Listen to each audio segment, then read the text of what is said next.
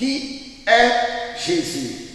C'est notre étude que nous allons avoir ensemble par la grâce de Dieu. Cette question revient toujours dans nos campagnes d'évangélisation et cette question, souvent nous l'entendons aussi, des religieux aussi posent cette question au lieu de s'occuper de leur propre livre et de leur propre travail que leur Dieu leur a demandé. Ils se permettent de demander et de parler de Jésus-Christ. Mais tout le monde ne peut pas parler de Jésus. Jésus-Christ est la révélation parfaite de Dieu au milieu des hommes. Il y a plusieurs révélations de Dieu, mais Jésus-Christ est la révélation parfaite de Dieu. Pourquoi nous disons que Jésus-Christ est la révélation parfaite?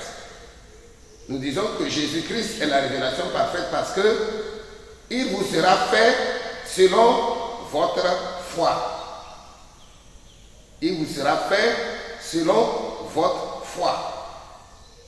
C'est-à-dire que tel vous croyez, tel vous serez, tel vous aurez la bénédiction divine. Si quelqu'un, par exemple, adore un serpent ou une montagne, tout ça a été créé. Le serpent, la montagne a été créée par Dieu. Mais ce n'est pas ce que Dieu veut que l'on fasse. Mais quand même, il le fait parce qu'il est dans le monde. Alors, nous comprenons qu'il y a plusieurs types de révélations. Des gens nous disent que c'est Dieu qui a créé ceci, c'est Dieu qui a créé ceci, tout est Dieu. Nous disons oui, mais est-ce que c'est la volonté parfaite de Dieu? Pour atteindre la volonté parfaite de Dieu, il faut avoir la révélation parfaite de Dieu. Et pour avoir la révélation parfaite de Dieu, il faut passer par la voie parfaite de la révélation. Cette voie parfaite de la révélation existe dans le monde. Vous devez comprendre ce qui se passe, ce qui s'est passé. Pourquoi y a-t-il eu la création? Voilà ce qui va meubler durant notre programme, surtout cette année, et jusqu'à la fin de cette année, nous allons découvrir pourquoi Dieu a créé le monde. Et qu'est-ce qui a amené Dieu à créer le monde? Et qu'est-ce qui a amené Dieu à venir dans le monde en personne? Que le Seigneur bénisse ce programme. Amen. Dieu, en effet, est venu dans le monde. Pour ne pas extrapoler notre message, nous allons juste parler de qui est Jésus.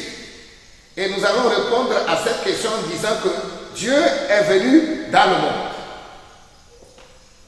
Il a dit lui-même, je suis venu dans ce monde pour rendre témoignage à la vérité.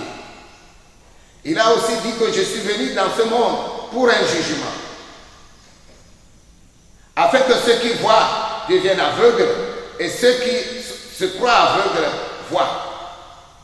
Bien-aimés dans le Seigneur, qu'est-ce qu'il a dit? Il a dit qu'il est venu dans ce monde pour un jugement. Et alors, qui est Jésus? Qui est alors Jésus? Pour découvrir qui est Jésus, d'abord nous allons passer par les propos même du Seigneur Jésus. Les propos, c'est-à-dire les paroles.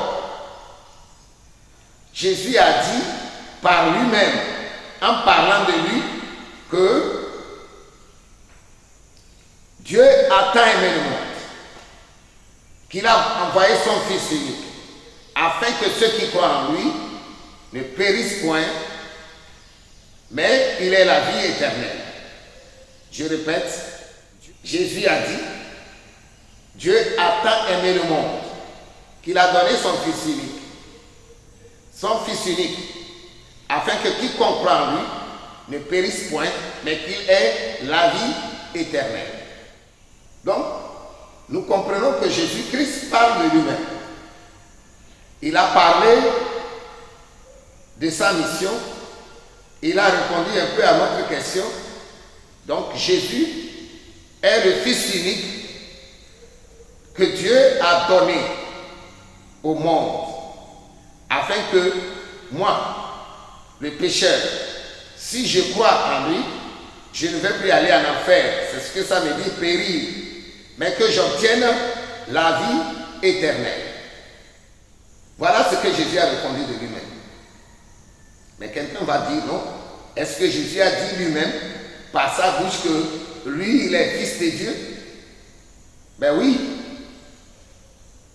Jésus n'est pas un homme ou les autres prophètes, soi-disant prophètes, qui s'autoproclament tout ce que vous pouvez penser. Mais Jésus-Christ est Dieu, il est sage. Et parmi les hommes, il doit manifester l'humilité. Parce qu'il est venu pour enseigner. Enseigner quoi? Enseigner le comportement décent, idéal. Et là, il dit, Dieu a tant aimé le monde qu'il a envoyé son Fils unique, afin que quiconque croit en lui ne périsse point, mais qu'il ait la vie éternelle. Jésus dit de lui-même qu'il est le Fils unique de Dieu. Ça veut dire quoi? Certains nous ont fait croire que la mère de Dieu, c'est Marie. Écoutez bien ce qu'il dit. Quand il dit Fils unique, j'ai entendu ça. Quand j'étais religieux et j'entendais les chrétiens parler, je les prenais pour des bêtes. En tout cas, nous, on n'est pas des chrétiens. Nous étions dans la religion avant de nous reconvertir en Christ. Et quand nous entendions les chrétiens interpréter Fils unique, j'avais pitié d'eux. Mais aujourd'hui encore, je m'énerve. Je m'emporte devant eux. Mais ils sont aussi, disons, ils se disent chrétiens. Ils n'ont rien compris de l'évangile.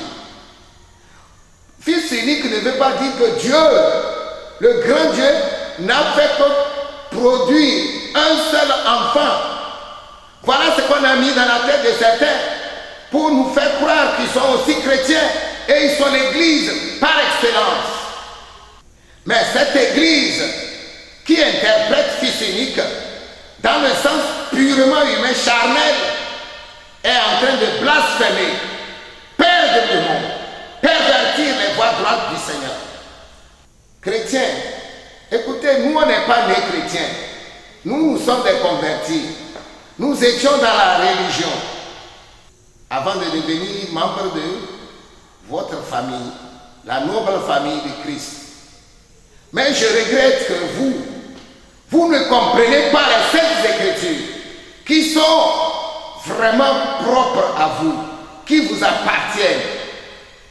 Vous nous regardez, nous, comme des convertis, mais vous ne comprenez pas ou que vous ne voulez même pas comprendre votre Bible que vous traînez. Mes chers frères en Christ, nous vous demandons la repentance. La repentance, le retour à votre Dieu. Jésus n'a pas dit qu'il est le Fils unique de Dieu. Ça en pensant que la mère, celle que vous appelez la mère de Dieu, n'a fait que produire. Elle n'a pu produire qu'un seul enfant à Dieu. C'est un blasphème. Bon, voici qu'est-ce que cela veut dire. Fils unique veut dire, vous allez le voir dans Jean 16. Vous allez le voir dans Hébreux 9, verset 25. Hébreux 9, verset 27 dit, et comme il est réservé aux hommes de mourir une seule fois, et après quoi vient le jugement. Et dans Jean 16, il dit, si je n'étais pas venu, et que je ne leur eusse point parlé, ils n'auraient pas de péché. Mais maintenant, ils n'ont aucune excuse de leur péché. Bien-aimés dans le Seigneur, le Seigneur nous dit que il est réservé aux hommes de vivre une seule fois et après quoi vient le jugement. dans Hébreux 9, verset 27. Cela veut dire quoi? Nous voulons dire que fils unique veut dire chance unique, qui a été offerte à la race humaine, à l'humanité. La grâce unique que Dieu a donnée au monde pour échapper à la colère divine suite au péché d'Adam et Ève dans le jardin d'Éden. Depuis le péché d'Adam et Ève, l'humanité est entrée dans une folie où l'homme veut devenir indépendant. L'homme veut se diriger lui-même. L'homme ne veut plus se soumettre à la volonté de Dieu et en faveur du diable, de l'ennemi de Dieu. Et je dis bien en faveur du diable. L'homme est devenu ami de Satan. Si vous êtes ce matin-là, vous allez voir les gens qui ont déjà déposé 3 colas, une étoffe, un morceau de pagne noir ou blanc dans un carrefour, quelque part. Nous-mêmes, quand nous étions dans l'autre côté, nous envoyons des choses, soit dans les carrefours, soit dans les fourmis qu'on dit qui sont des alphas. Soit nous allons au bord de l'eau, nous jetons des choses dans l'eau, aux esprits de l'eau. Soit nous montons sur des montagnes et nous faisons des incantations dans l'air. Bien-aimés, nous avons fait tout cela avant de connaître Jésus-Christ. Bien-aimés encore, voilà comment l'homme est devenu ami de Satan et il a tourné le dos à son Créateur. Et donc, pour nous pardonner, Dieu s'est fait homme pour venir dans le monde. Voilà toute l'histoire dans ce verset de Jean 3, 16. Dieu a tant aimé le monde qu'il a envoyé son Fils unique afin que quiconque croit en lui ne périsse point, mais qu'il ait la vie éternelle. Mais qui nous a expliqué que Fils unique veut dire que Dieu a été incapable d'avoir beaucoup d'enfants et voilà, il a eu qu'un seul avec la mère, celle qu'on appelle la mère de Dieu. Et voilà, et le seul enfant qu'il a envoyé encore dans le monde. Et voilà que le diable a encore tué Jésus, le seul enfant de Dieu. Quelle est l'interprétation pitoyable de cette écriture? Tout juste pour faire asseoir une machine qui produit l'argent. Vous avez tordu la parole pour créer l'argent. Nous vous parlerons d'ici la fin de cette année du cheval blanc. Les gens ont inventé des choses pour le pouvoir politique, militaire dans le monde. Et les hommes, les pauvres hommes, les pauvres Africains suivent cette religion ou ces religions parce qu'elle a aussi des ailes marchandes. Bien-aimés dans le Seigneur, je voudrais vous dire que Christ a passé un message et c'est dans ce message que se trouve la vie. Et quand on vous a tordu le message, vous n'avez rien compris, vous n'aurez rien. Regardez notre monde, avec nos églises, avec nos temples, avec nos mosquées, avec toutes sortes de temples dans le monde entier. Regardez la religiosité du monde. Est-ce que ça va? Est-ce que le monde se porte bien? Avez-vous vu quelqu'un qui n'a pas de religion? Il n'y a plus d'athées actuellement. J'ai dit il n'y a plus d'athées actuellement. Vous allez chercher un athée, vous n'allez plus trouver. Tout le monde est dans quelque chose. Tout le monde croit en quelque chose.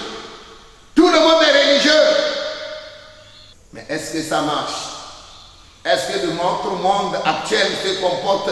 Sa santé, comment va le monde? Comment est la santé du monde? C'est pour vous dire que vous devez constater vous-même que le monde est malade. Et pourquoi le monde est malade? Si le monde est malade, ce sont les religieux. Ce sont les religieux. Ce sont les religieux. Vous allez voir quelqu'un en train de parler, il dit des bêtises à propos de Jésus. Parlant de Jésus, il dit des bêtises. Vous voyez? Est-ce que vous vous comportez bien? Est-ce que vous vous comportez bien? Vous allez parler de quelqu'un que vous ne pouvez reprocher en rien. Vous ne pouvez pas avoir une de ces erreurs. Il a dit, qui d'entre vous me convaincra que j'ai commis une erreur ou un péché? Qui d'entre vous me convaincra? Qui peut voir une erreur sur moi? Bien-aimé dans le Seigneur, Jésus est le seul qui peut le dire. Je ne peux pas le dire. Aucun président ne peut le dire. Aucun roi ne peut le dire. Aucun sage ne peut le dire. Mais Jésus a dit cela au milieu des gens. Mais ils n'ont pas pu répondre un seul mot. Jésus est Dieu venu sur terre.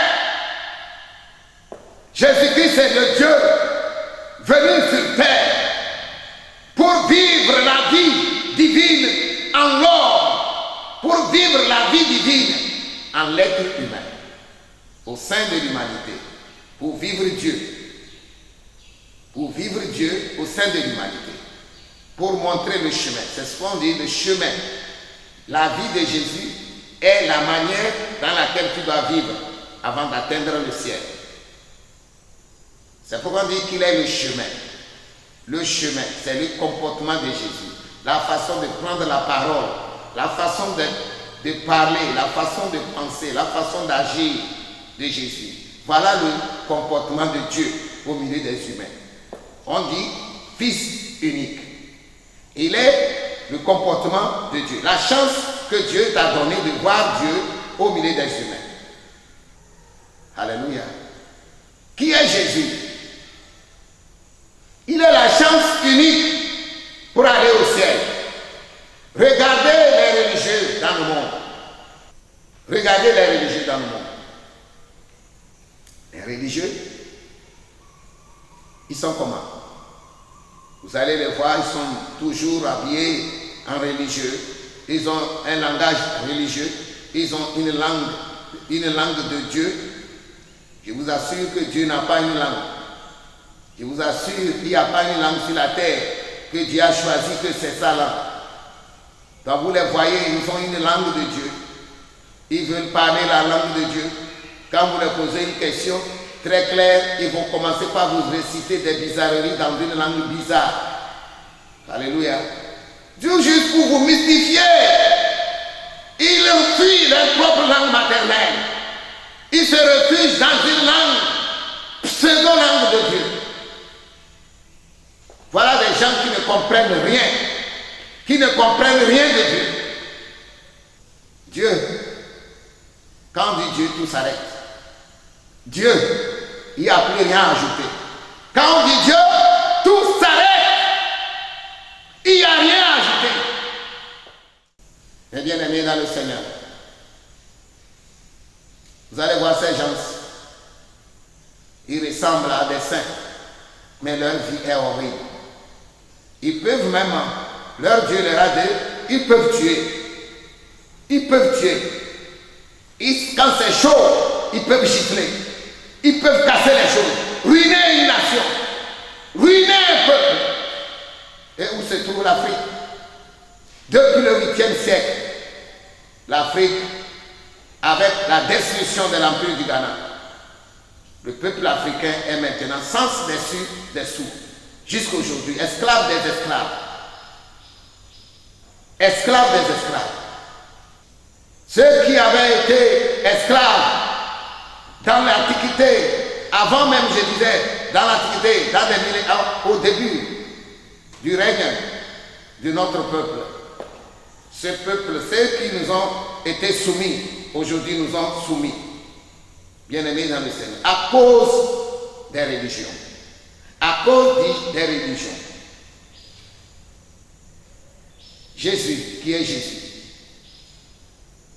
Jésus est le libérateur. C'est le libérateur des peuples.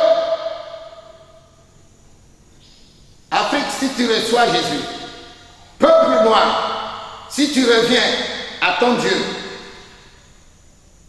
tu es libre. Tu es libre. Dieu te donnera des idées pour sortir de l'esclavage des esclaves. je dis de l'esclavage des esclaves. Nous subissons maintenant l'esclavage de nos esclaves. Et cela a été dit dans la Genèse, sur Cham. Et cette prophétie, Dieu peut détruire cette prophétie pour ramener la gloire de Dieu à l'heure actuelle pour notre continent et pour notre peuple. Mais nous devons revenir à Dieu, le libérateur. Peuple, nous devons revenir au Créateur. Nous devons revenir à la vérité. La vérité, c'est le Fils unique de Dieu. La chance unique que Dieu offre à l'être humain pour atteindre le ciel. Et avant d'atteindre le ciel, il faut vivre bien ici. Il faut vivre bien. Pour nous qui ont connu les temps de paix depuis notre naissance, je vous assure que la paix est précieuse. Quand il y a la guerre, il n'y a pas la paix. On n'a même pas où se cacher dans certains pays. Nous ne devons pas mépriser la paix. Le Seigneur Jésus-Christ est venu pour nous donner la paix, pour donner la quiétude, la liberté, pour vaquer à nos occupations chaque jour. Jésus est venu pour ça. Qui est Jésus? Jésus est la chance unique que Dieu offre à l'être humain pour vivre heureux. Pour vivre heureux. Nous devons nous repentir. Nous devons revenir à Jésus. Nous devons nous repentir. Nous devons revenir à Dieu. Jésus-Christ nous appelle à revenir à lui. Dieu a tant aimé le monde qu'il a donné son Fils unique, afin que quiconque croit en lui ne meure pas pour aller en enfer, mais qu'il ait la vie longue qui traverse les cieux, la vie éternelle. Jésus n'est pas un enfant, il n'est pas un enfant de Dieu, il n'est même pas fils de Dieu. Jésus est Dieu. Il a plu à Dieu de venir dans le monde. J'ai dit, il a plu à Dieu de venir dans le monde. Il a plu à Dieu de prendre la forme humaine, de traverser le ciel et de descendre parmi nous les hommes et d'être né comme un homme, né d'une femme qui a servi de berceau, qui a servi d'intermédiaire pour que Dieu vienne au sein de l'humanité. C'est tout ce que nous devons comprendre de Jean 3,16. Ceux qui interprètent ce passage pour amener notre peuple à errer, à vivre dans les loges, les francs-maçons, la sorcellerie, à vivre encore dans la tradition ancestrale. Je voudrais les rappeler que l'Afrique n'a pas une histoire égyptienne. C'est ici en Afrique que Dieu a parlé pour la première fois à l'homme. Dieu parlait à Adam et Ève, notre Père. Et vous devez savoir que le premier homme est noir. Jésus est africain. Vous allez me rire, vous allez rire. Jésus est africain. Dites-moi, où est Israël? Oh, Israël est à côté de nous ici. Israël est plus loin de l'Europe que de l'Afrique. Il faut laisser votre histoire de politique. Jésus-Christ n'est pas étranger à l'Afrique. Depuis Moïse, même je dirais depuis Abraham. Depuis Abraham. La religion du Dieu, du grand Dieu, a pour base l'Afrique, où est né entre l'Afrique et l'Asie. Entre l'Afrique et l'Asie. C'est pourquoi, mes bien-aimés, Les Européens sont plus loin de la voie chrétienne, de la foi chrétienne, que nous le sommes les Africains. Que le Seigneur vous bénisse, nous qui avons suivi ce message. La foi chrétienne est notre vie, et c'est le fondement du monde, c'est le fondement de notre terre, c'est le fondement du peuple africain et même de tous les peuples du monde. C'est le péché qui a fait que les peuples sont en train d'errer aujourd'hui dans les religions. Et ouvrez vos yeux, vous verrez que toutes ces religions, c'est une consternation devant quelque chose. C'est une adoration de quelque chose. Il suffit seulement d'ouvrir les yeux, vous allez voir. Ne me demandez pas de vous dire ça. Ouvrez seulement vos yeux, regardez vos religions. C'est ce que nous on a fait et nous sommes chrétiens aujourd'hui. Alléluia. Alléluia. Alléluia. Ouvrez vos yeux. Si tu veux aller au ciel, ouvre tes yeux, toi qui m'entends. Et toi qui te dis que tu es quoi, que tu es africain et que tu veux être dans la religion africaine, je te dis, rappelle-toi, rappelle-toi, notre histoire est plus longue que l'histoire des pharaons. Je ne rejette pas, l'Afrique est pharaonique. L'Afrique, nous sommes les filles des pharaons. Mais, écoute, pharaon, c'est une étape, ce n'est pas à l'origine. L'homme, au départ, les Africains n'étaient pas, les rois africains n'étaient pas des pharaons. Le pharaonisme est apparu vers le 10e siècle, entre le 10e siècle en venant, avant Jésus-Christ. Mais avant, vers 3000 ans, qu'est-ce que je dis, 40 000 ans, 30 000 ans, l'Afrique était l'Afrique. L'Afrique était l'Afrique. Nous reparlerons de ça plus tard. Donc, notre passé n'est pas le traditionnalisme comme vous le pensez. C'est suite au péché de l'homme, au péché de l'homme, que cette religion de Satan s'est installée sur notre peuple. Et vous voyez la situation dans laquelle nous sommes aujourd'hui. Si nous nous repentons, Christ est le même hier, aujourd'hui et éternellement. Il va nous pardonner. Il va nous pardonner et il va nous ramener dans notre gloire primitive. La gloire des millénaires. Vous comprenez?